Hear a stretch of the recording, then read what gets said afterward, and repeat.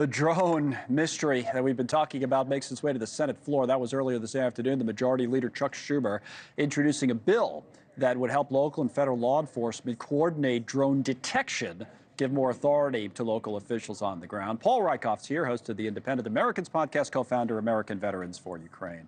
You seen any drones?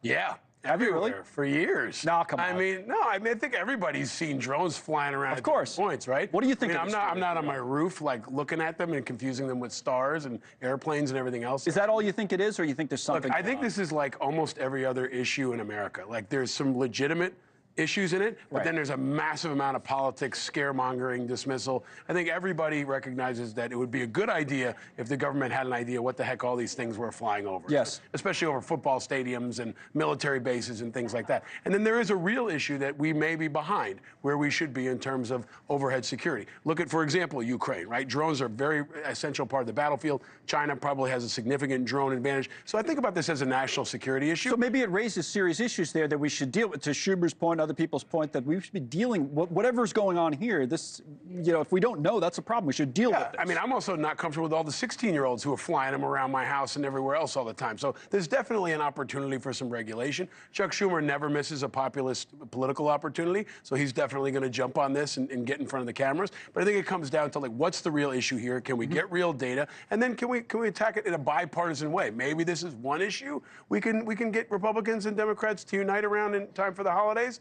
We'll see. A couple of interesting things going on Capitol Hill. You probably heard us talking about spending and Elon Musk and Doge and all that. And he looks like he's trying to kill this bill that would avoid a government shutdown. On the other side, on the Senate side, they have passed the big defense authorization bill. And I know that's something that you follow really closely. In the other bill, they were giving Congress a hard time because they included a pay hike for themselves. But this one has a pay raise for maybe someone who people who might be seen as more deserving. I think when it comes to Elon Musk, it's easy to call for a government shutdown when your paycheck isn't coming from the government. Right? And if you shut down the government, then people in the military don't get checks for Christmas, right? They're practical realities. I think it's a lot easier to bomb away on Twitter when you're a billionaire than to attack these issues when you're actually in government and dealing with the repercussions. And that's probably the least of our issues, by the way, the fact that people in Congress making $174,000, especially for Elon Musk. He can definitely, spotlight issues, but the CR is going to go through. Nobody wants to shut down the government at Christmas. I don't think that Trump wants to inherit a government that's shut down and have it disrupt his inauguration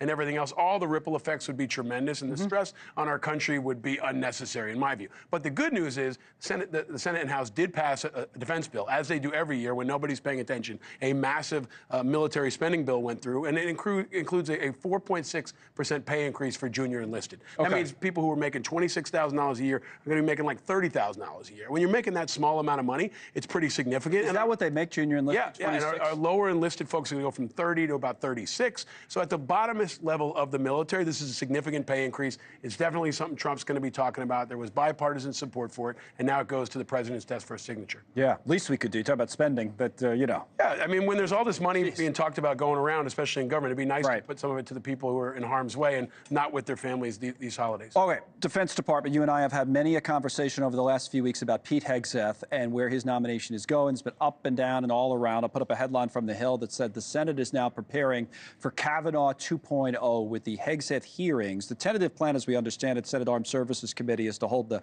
Hegseth hearing on the 14th of January. We'll see if that holds. But what do you think? Kavanaugh 2.0, is this what the hearings are going to look like? Bring your popcorn. And I think they're all going to look like this. I don't think that Tulsi Gabbard or Kash Patel or RFK Jr. are going to be any less controversial or spectacular. But Hegseth is probably going to be the first one up. Well, it has the personal issues. All of them have any number of personal issues, right? And I think Hegseth in particular has everything from his mom to his ex-wives to the Democrats that he's going to have to deal with.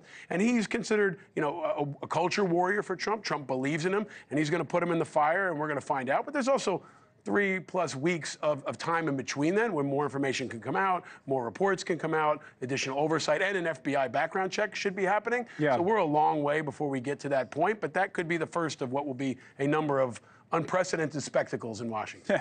I don't know about that. We've had a lot of spectacles in Washington, but maybe. Now, you know what's been interesting to watch in this whole process? And I thought he was in trouble at the beginning, and he maybe still is. The pressure coming from the Trump folks on senators it seems to be working, seems to be having an effect. Almost reminds me of the conversation we had a few minutes ago about all the pressure Elon Musk is putting on people in the House. That could have an effect. I know you said the bill won't pass, but these pressure campaigns can be useful politically. It looks like it's working. It's a new normal, right? They can threaten to primary somebody like Joni Ernst. They can bomb away on Fox News. They can bomb away on X. They have a lot of different political weapons that have been magnified that can push forward Trump's agenda.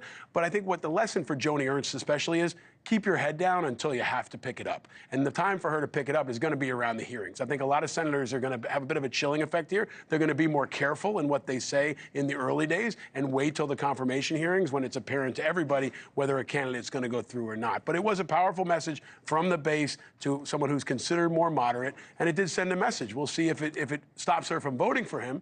That we'll know in a couple of weeks. All right, he's back there for more meetings today. Thank you, Paul. Always Thank you, good sir. to see you. Paul Rykoff with us. Now, the president